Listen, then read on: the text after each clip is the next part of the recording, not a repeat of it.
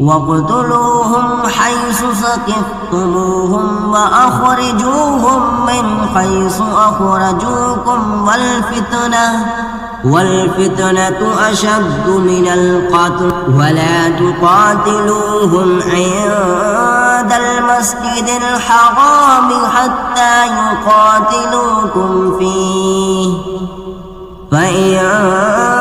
قاتلوكم فاقتلوهم كذلك جزاء الكافرين فإن انتهوا فإن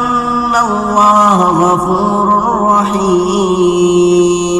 وقاتلوهم حتى لا تكون فتنة ويكون الدين لله فإن انتهوا فلا عدوان إلا على الظالمين